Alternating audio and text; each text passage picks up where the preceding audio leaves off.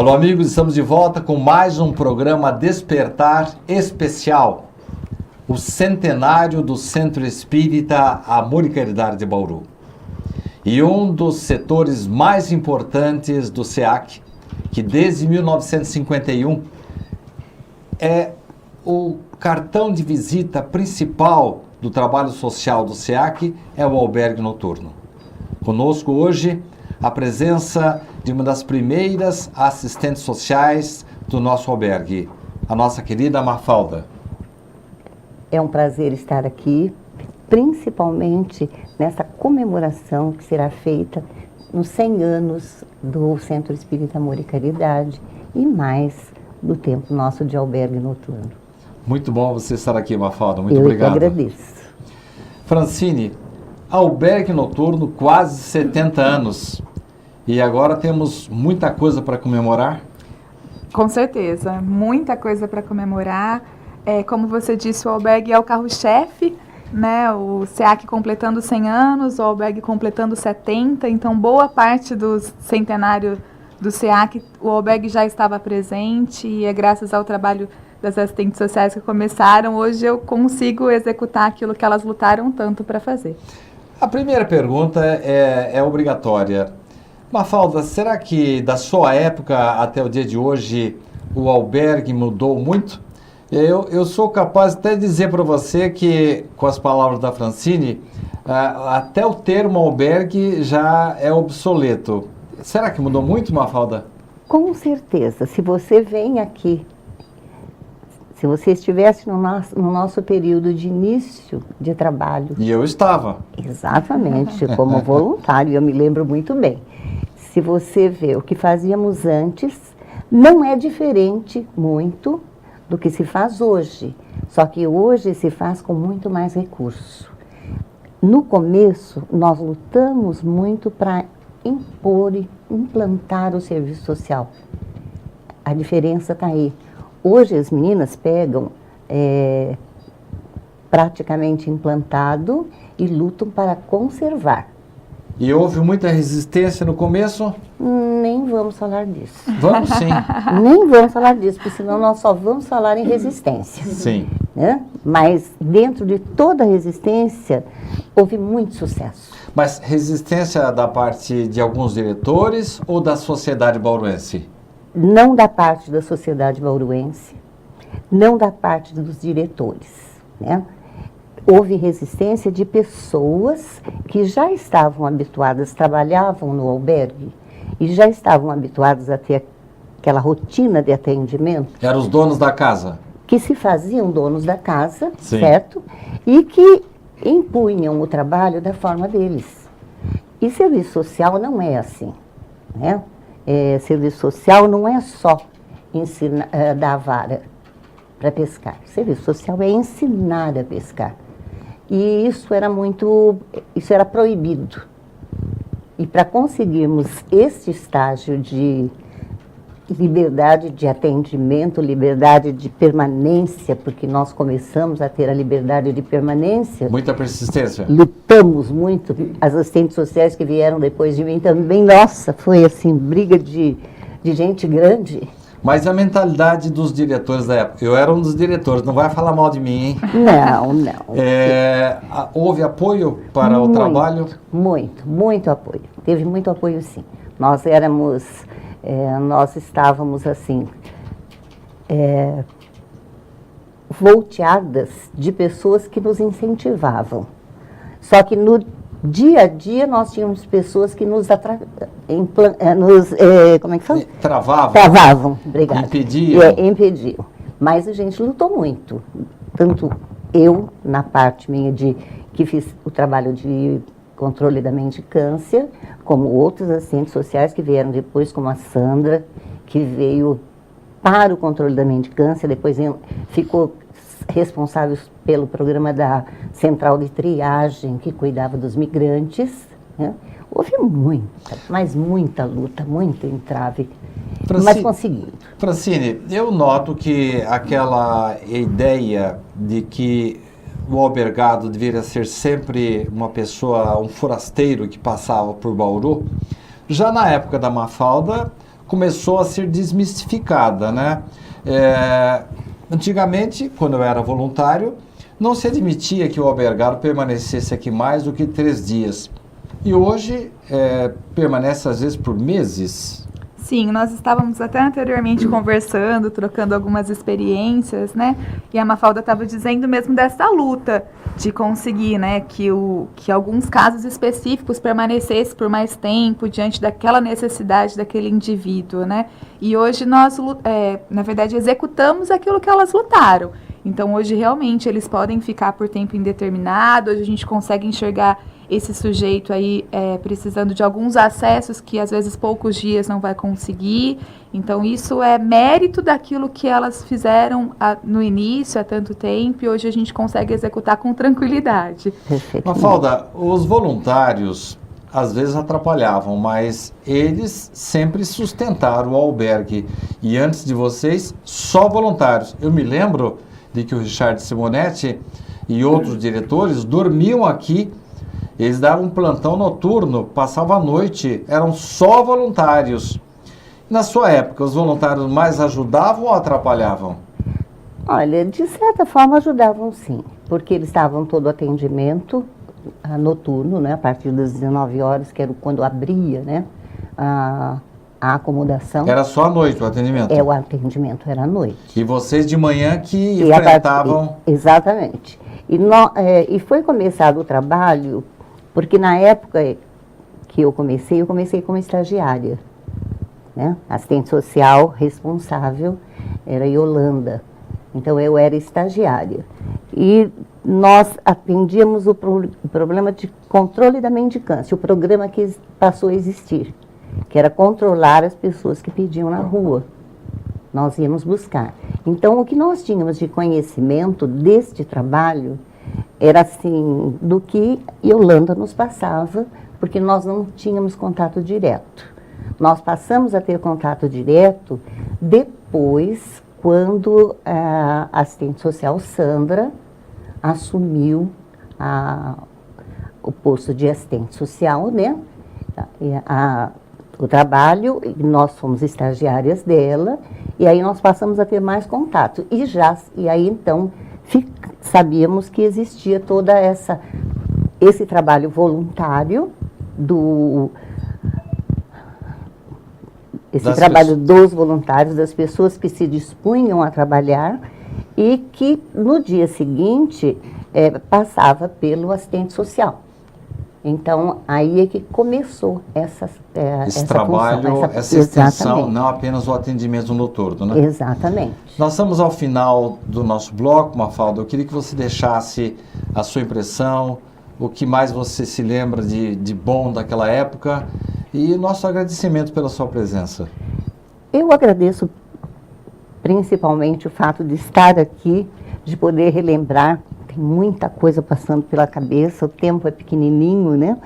Mas eu gostaria de ressaltar o seguinte, albergue noturno, Centro Espírita Amor e Caridade, através do trabalho do albergue noturno, programa de controle da mendicância, do qual eu fiquei responsável o tempo todo que estive trabalhando para o Centro Espírita, foi a minha escola. Foi a minha escola de profissão. Porque toda a teoria eu tive da faculdade, mas a prática para lançar a minha teoria foi no albergue noturno. Você tem boas recordações? Excelentes. Muitas recordações bravas, né? De situações que nós passamos, mas muitas recordações maravilhosas. Gratas. Muito mesmo. Te agradeço de coração. Muito obrigado pela sua presença. Muito obrigada. No próximo bloco, nós vamos dar continuidade a essa entrevista, já com uma outra visitante. Não saia daí. Voltamos já, falando do centenário do SEAC e do albergue noturno de Bauru.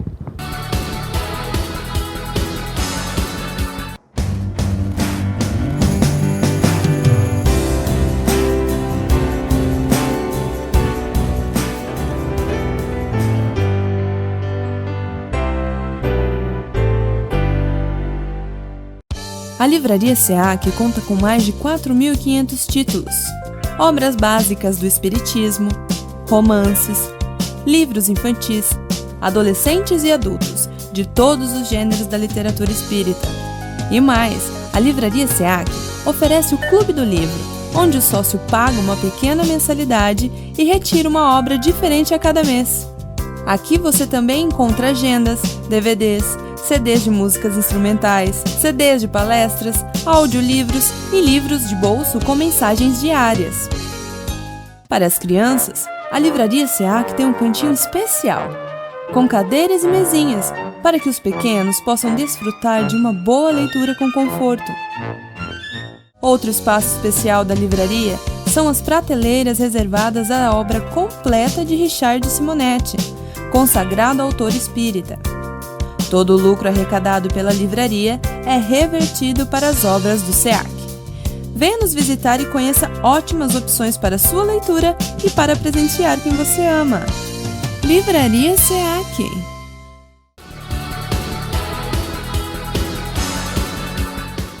Alô, amigos, vamos dar continuidade ao nosso programa especial de centenário do Centro Espírita Amor e Caridade. Estamos falando do albergue noturno e temos a honra da presença das assistentes sociais que criaram o trabalho atual do albergue. Sandra, muito prazer em tê-la conosco. O prazer é meu, Sidney, principalmente pela comemoração desses 100 anos e muito honrada com o convite de estar aqui com vocês. Primeira casa minha de trabalho profissional, me deixou muitas boas lembranças. Francine, será que da época da Sandra até a sua época atual, a Francine é a atual assistente social do albergue? Aliás, é um outro termo, né? Casa de passagem. Sim. E o seu cargo também? Eu sou coordenadora social. Coordenadora social. Isso. Da assistente social dos anos de 1975, é isso? Isso, eu iniciei em 74. 74. Isso. Até os dias atuais, 2019, houve muitas modificações, Francine? Eu creio que sim, né, Sandra? A Sandra vai poder falar melhor isso, mas assim, hoje nós temos políticas, né? Nós temos o Sistema Único de Assistência Social, que tem 25 anos, então na época delas não tinham tipificação nacional de serviço, então nós temos legislações e padrões normativos que direcionam o nosso trabalho. E para quem começou a desenvolver sem essas normativas, era mesmo o potencial da profissional que estava em xeque, né? Sandra, traduza isso que ela falou para mim. Tipificações e outras coisas mais aí. O que significa isso? Já existe isso na sua época? Então, significa que a gente praticamente desbravou a assistência social no município, porque nós não tínhamos essa rede que tem hoje para dar apoio ao trabalho de encaminhamento e tal. Então, nós precisamos formar, entrar em contato com hospitais, com outras entidades que prestavam o serviço de assistência social, para formar essa rede de atendimento. E a população, na época que frequentava e se utilizava do albergue noturno, era principalmente aqueles safreiros, eles se chamavam safreiros, eles estavam atrás de safras. Então, ele passava por Bauru, por ser um entroncamento rodoferroviário, que tinha saída para o Paraná, para o Mato Grosso, quem vinha de Mato Grosso tinha saída para São Paulo. Então, eles passavam, nós vamos colher algodão, aí era aquela leva que ia colher algodão. Acabava a colheita de algodão, eles iam para a colheita de laranja, cana-de-açúcar. E naquela época era muito tudo manual, né? Hoje, com a mecanização da lavoura, foi terminando esse vai e vem aí, porque foi substituindo a mão de obra dos migrantes.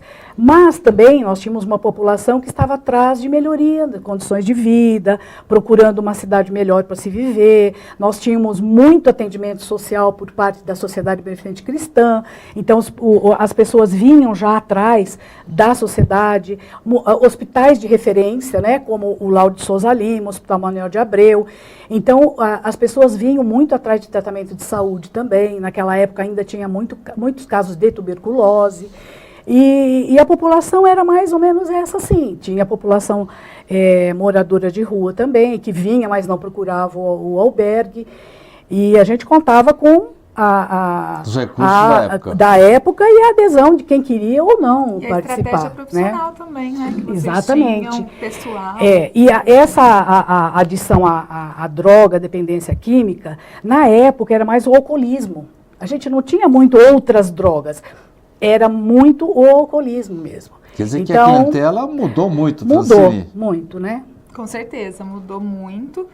Até por conta dessa transitoriedade que a Sandra falou, hoje a porcentagem é menor, né? Até por conta do encerramento da linha férrea. Porque era mais o pessoal que passava por Bauru. E hoje você atende mais o morador de rua de Bauru. Hoje a nossa especificidade são pessoas de Bauru que estão em situação de rua, principalmente pelo uso e abuso de drogas. E pelo que ela falou, as dificuldades da época eram imensas. E você, graças a Deus, hoje não tem tantos problemas. Hoje as nossas dificuldades, graças ao trabalho delas, são outras, né? Então nós temos outros tipos de dificuldades, de desafios, principalmente no que tange a dependência química, que é o desafio da vez, né? Ninguém explica a dependência, não se tem cura, não sabe ainda um prognóstico correto.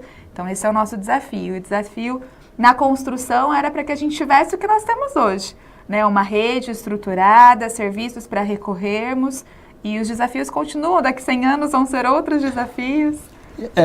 A Sandra, nos bastidores, me contou que ela tinha muitas dificuldades com alguns diretores da época que demoraram para aceitar as novas regras, as novas necessidades, a nova maneira de se encarar o carente, o drogado, o morador de rua. Você tem essa dificuldade hoje? Não, hoje, graças a Deus, a entidade entende os serviços, não só do albergue, né, como os outros serviços que a entidade possui. Existem os termos de colaboração com a prefeitura, com o Estado, existem padrões normativos e eu vejo que isso é bem claro para a diretoria. Então, nós temos total apoio para a execução do nosso trabalho, técnico, burocrático. E a cidade apoia? Porque é uma pergunta que eu vou fazer para a Sandra daqui a pouco. Até hoje, o nome albergue noturno é o mais conhecido do que o próprio SEAC.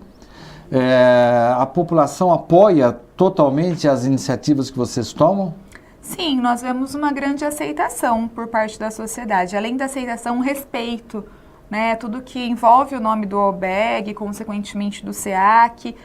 Nós vemos um respeito da população como um todo, por conhecer o nosso trabalho, por acreditar naquilo que a gente desenvolve. Então, hoje, realmente, para quem está atuando agora, com certeza é mais fácil essa atuação. Sandra, dando sequência à mesma pergunta, o albergue noturno é mais conhecido do que o próprio Centro Espírita Amor e Caridade, que é a entidade centenária. Neste ano está completando 100 anos. O albergue vai completar 70 anos, quase 70 anos neste ano. Sandra, eu me lembro que eu era diretor na época que você trabalhava conosco, que muita gente vinha lá de longe, lá do Nordeste, do Norte, procurando o seu Paiva. Por quê? Então, porque o seu Paiva é um benemérito aí, né, nosso, do município, tanto lá no asilo de idosos que ele tinha na época, né, ele atendia, ele tinha um hospital psiquiátrico também, que atendia as pessoas que precisavam, e ele também tinha algumas casas que ele tinha no bairro aqui da cidade, mais especificamente na Vila Ferraz. Isso. Tinha outros lugares, mas eram menos. O núcleo de casas, o número maior de casas, era no Ferraz. E as pessoas vinham e daí já mandava falar para o parente de fora, lá do Nordeste, do Norte, Nordeste. Fiquei sabendo que aqui tem casa de graça, isso, é isso? Tem, o seu pai é bom, ele é ótimo e tal. Então eles procuravam, chegavam na estação ferroviária, já eram encaminhados para o albergue. De Maricuia, com família, com tudo. E ficavam hospedados no albergue enquanto o seu pai ajeitava a situação, ia lá, fazia entrevista com ele, etc, etc. Mas não havia um limite de 3 dias de permanência no albergue? Não, esse era quando era o albergue que dormia e ia embora. Após a implantação, em 1975... Isso é da minha época, quando eu era voluntário ainda. Isso. Em 75... Era proibido passar de permanência de 3 dias. É isso? E dependendo era um só. Dormia e tinha que ir embora no outro dia.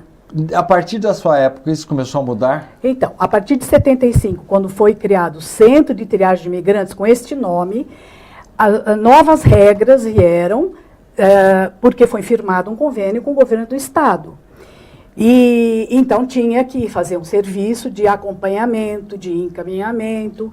Então, para que isso fosse possível, o albergado tinha que permanecer, o migrante, a pessoa que vem, tinha que permanecer no albergue enquanto você tomava as providências. Gente, por exemplo, sem documento nenhum. Então, tinha o convênio da prefeitura com o Centro de Orientação para o Trabalho. Então, nós vamos arrumar a documentação para que ele possa ser encaminhado ao trabalho. Tinha muitas pessoas que tinham sítios e fazendas que vinham no albergue buscar o pessoal para o trabalho. Eu dou casa para morar, eu tenho... Já nessa época você conseguia essa reintegração social? Porque a gente fez um trabalho, eles sabiam que tinha o pessoal procurando trabalho, ou era para ser caseiro, aí a gente ia conhecer as instalações, se era bem... Vocês acompanhavam? Sim, e se tivesse alguma reclamação, tipo, não, é um colchão assim, a comida a gente não mandava mais. Não mandava mais. Então, a gente também fazia esse tipo de acompanhamento.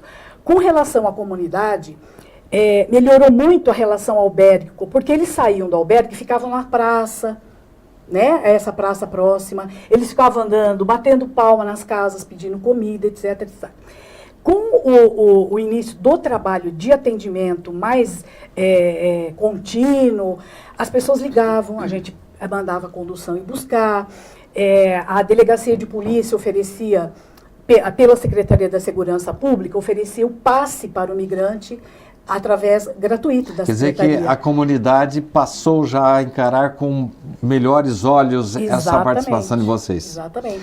Nós estamos chegando ao final da sua participação, Sandra. Eu queria que você dissesse quais as recordações, se foram mais más do que boas aqui na sua passagem pelo albergue, vamos chamar assim, sim, que hoje já tem outro nome, na parte, vamos dizer assim, operacional, e o seu contato com o Centro Espírita Amor e Caridade, que está completando agora 100 anos. Então, é uma relação assim, muito afetiva que eu tenho com Amor e Caridade. Foi meu primeiro local de trabalho. Fiquei trabalhando aqui por 11 anos e depois tomei outro rumo profissional, mas foi a minha primeira casa. Eu só tenho boas lembranças, foi o que me deu um conhecimento muito amplo para eu desenvolver outras atividades, né, que quando eu saí do Amor e Caridade, eu já era funcionária da Prefeitura Municipal e estava cedida ao albergue para fazer esse trabalho. E aí fui trabalhar no sistema penitenciário por 2 anos e como assistente social, trabalhei com reeducandos aqui no Instituto Penal Agrícola. E depois voltei para a Prefeitura para outras atividades lá e outros projetos da própria Prefeitura. Mas a lembrança do primeiro trabalho, esse jamais é esquecido. Eu tenho uma relação muito afetuosa com o Amor e Caridade, com as pessoas que eu trabalhei na época. E sabe? Nós também, em relação a você... Muito obrigada. E as dificuldades só me ajudaram a crescer. Sim, tanto é que nos lembramos de trazê-lo de volta. Muito obrigada pela lembrança, eu agradeço. Obrigado pela sua presença. Obrigada. Francine, vamos continuar mais um pouco. E você não saia daí.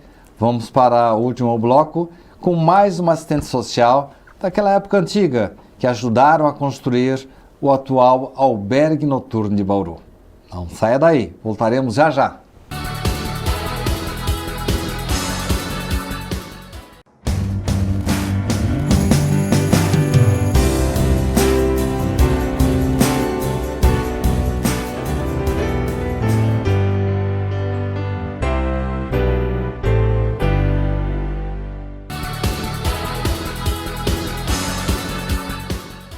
Estamos de volta para o último bloco do programa de hoje, especial para o centenário do Centro Espírita Amor e Caridade. Conosco hoje, mais uma assistente social da velha guarda, que desbravou todo o campo para que hoje tivéssemos o albergue noturno que temos. Nilza, muito prazer em tê-la conosco. Prazer é todo meu, Sidney. Eu agradeço o convite de estar participando desse evento tão grandioso do Amor e Caridade. Muito obrigada. Francine, será que da época da Nilza até a sua época de hoje ocorreram muitas modificações? Eu creio que sim. Meu trabalho é a resposta do trabalho dela. Inclusive, aprendo muito com ela todos os dias. E muita coisa mudou, algumas coisas continuam iguais, né, até na nossa realidade. E hoje a gente atende pessoas que foram atendidos pela Nilza, perguntam dela, cadê a japonesa, cadê isso? Então, é a continuidade do trabalho dela, sem dúvida. Nilza, na sua época havia, assim, existiam muitos problemas, dificuldades, problemas de verbas e conduções, parte profissional. O que ficou para você dessa época? Boas ou más recordações? Com certeza, Sidney, boas recordações.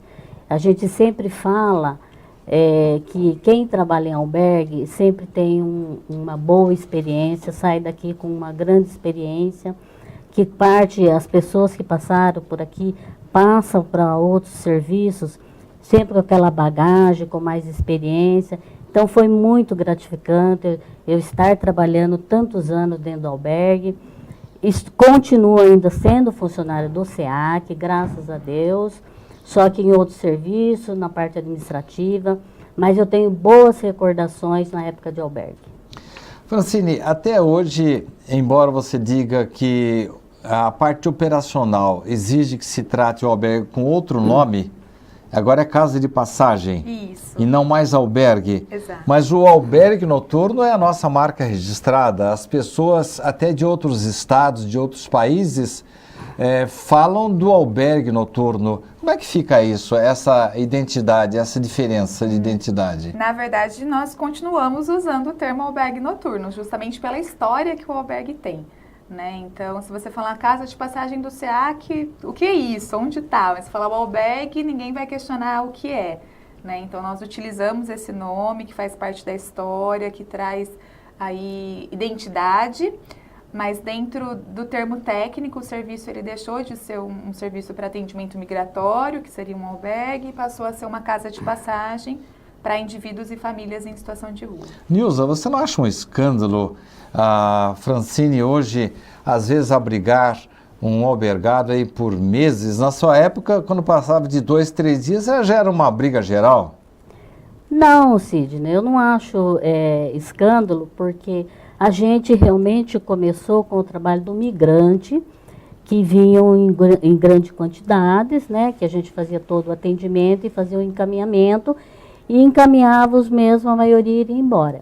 Mas, com o decorrer do tempo, a gente já começou a implantar o novo trabalho pela mudança da política social, né?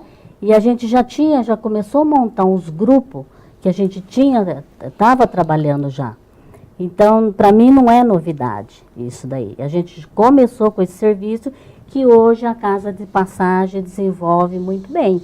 Quer dizer que vocês foram desbravadoras, porque eu me lembro, eu era diretor nessa época, eu era voluntário do albergue e a regra era essa, que a pessoa permanecesse aqui só em última circunstância. Mas naquela época você já cuidava de famílias, de documentação, de pessoas doentes, ou isso é coisa só de agora? Não. A gente deu continuidade ao trabalho da Sandra, que a Sandra iniciou todo esse trabalho de formação de rede, né? Então, a gente deu continuidade a esse trabalho, a gente recebia muitas pessoas doentes, era mais alcoólatra realmente, né? Então, a gente fazia todo esse serviço graças ao trabalho que a Sandra começou a implantar, que a gente deu continuidade e depois começou a abrir esse campo, né? Que a gente na época falava casa de estar, né?